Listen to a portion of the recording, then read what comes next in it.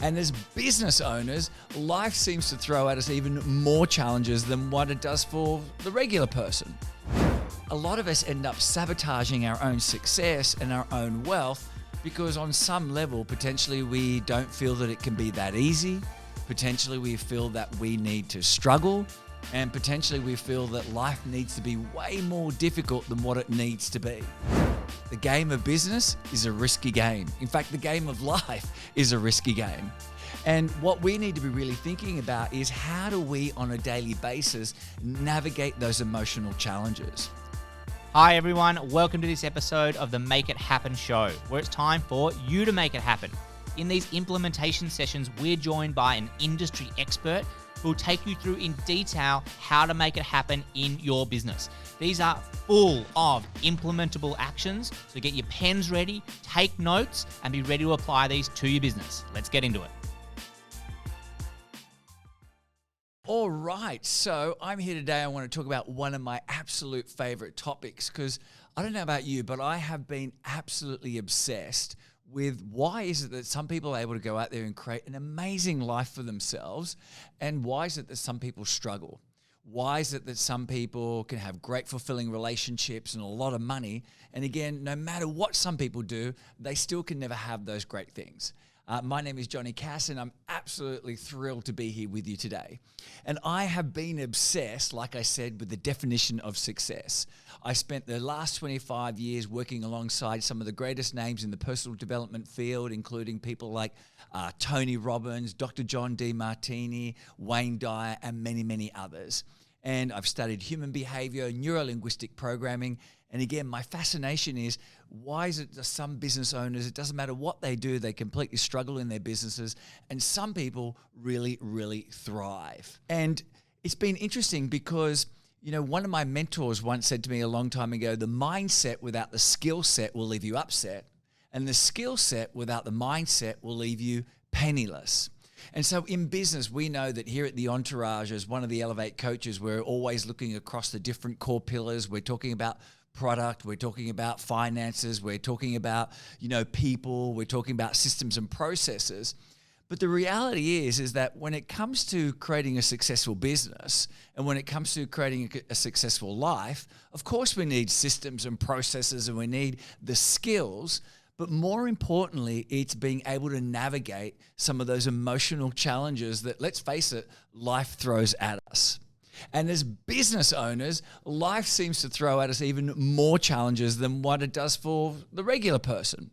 Like as business owners, we're constantly faced with the uncertainty of revenue coming in. We're faced with the uncertainty of lead generation coming in. We've got people coming and going in our businesses, and we face many, many challenges on a regular basis.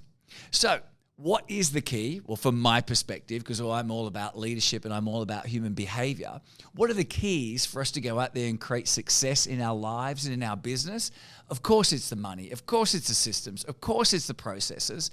But more importantly, it comes down to what I would call emotional agility, or most importantly, emotional maturity.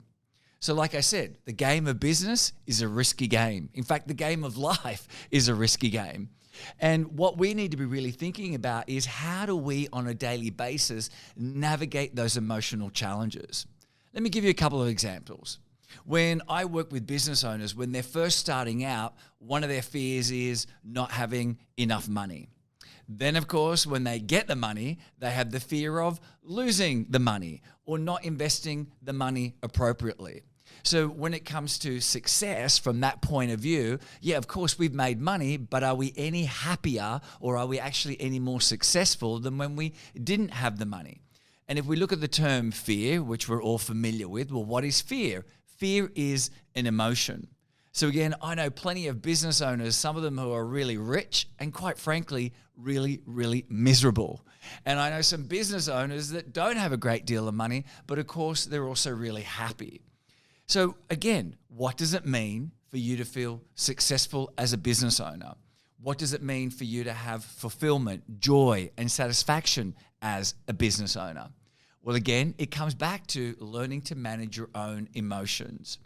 Now, if we think about it, well, you probably don't know about it, but having studied neuro-linguistic programming and studying human behavior, For a lot of us, our personalities are actually determined from the ages of 0 to 7.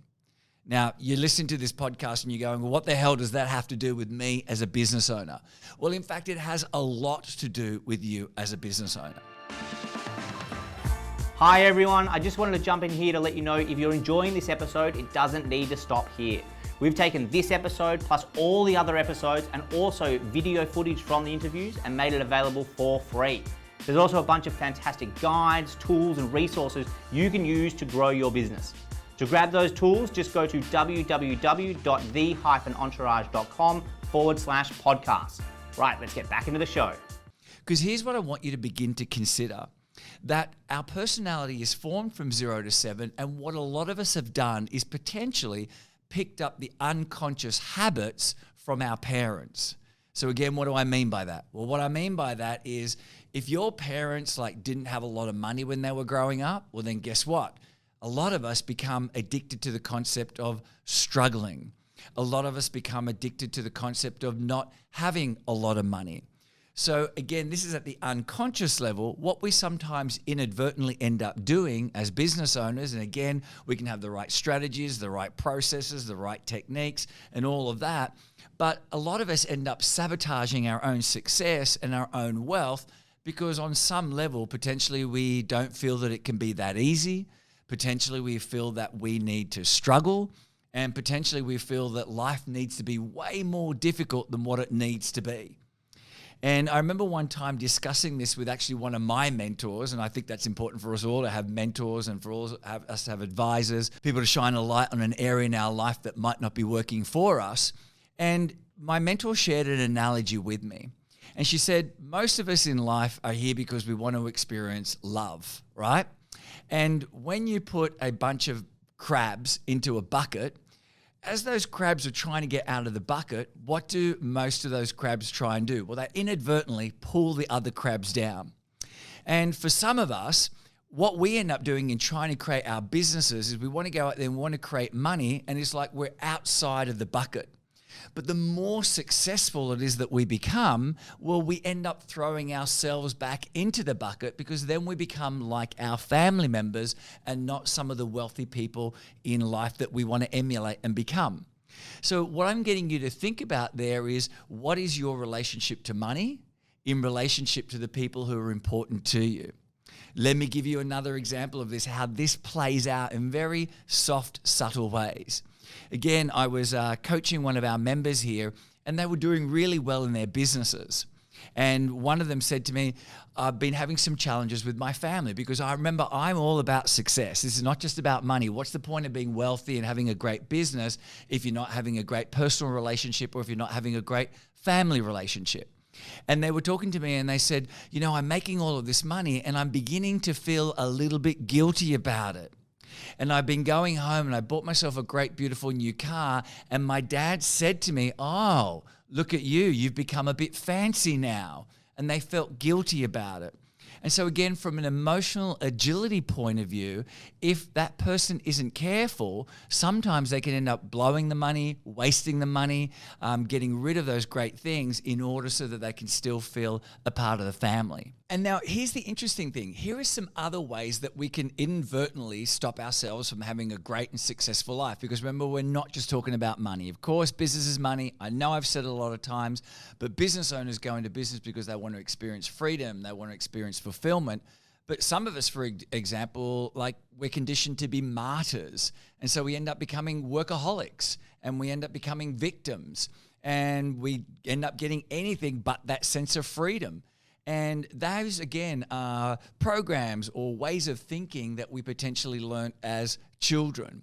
Or look at it from another way. Some of us as business owners feel that we can't tell the truth. We can't voice our concerns. And how often have you said yes to something when you really wanted to say no to something? You overcommit, you take on more than what you could do, you end up feeling resentment, you end up feeling anger, you end up feeling animosity, and guess what? You transfer that anger and that animosity onto the people who we love the most. Remember, emotions are energy in motion. We feel frustrated, we take it out on our partners take it out on our children's take it out on our dogs, and then our dogs go and bite people. All right, I'm kind of kidding there, but you get the idea. So what does this mean? Well, this simply means that you need to be more in touch with your emotions as a business owner. If you're overworking, and of course we need to sometimes work hard in business, but if we're depleted and we're exhausted, then we're not really showing up for our best for other people.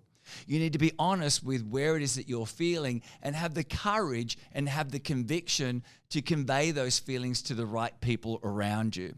And of course, if you're running old programs or old ways of being in the world, i.e. a martyr or a victim or a workaholic, then it's time that you upgrade that thinking and begin to think about things differently. You know, as business owners, you have the responsibility to do that. And at the end of the day, it's your responsibility to develop that emotional agility, that emotional maturity that will help you navigate through the challenges that business presents to us on a regular basis and create success and fulfillment that you truly deserve. Thanks very much for listening. I hope you've enjoyed today's session, and I look forward to seeing you at the Entourage as one of the Elevate coaches. See you guys real soon. Thanks for tuning into this episode of the Make It Happen show. I hope you enjoyed the conversation. And it doesn't need to end there. We've actually gone and grabbed a whole bunch of extra resources for you. Behind the scenes footage, videos from this and all the other episodes, as well as show notes that you can grab for free. Just head along to www.the-entourage.com/podcast and you can grab all those extra resources. Thanks for tuning in, and I cannot wait to introduce you to our next guest on the next episode.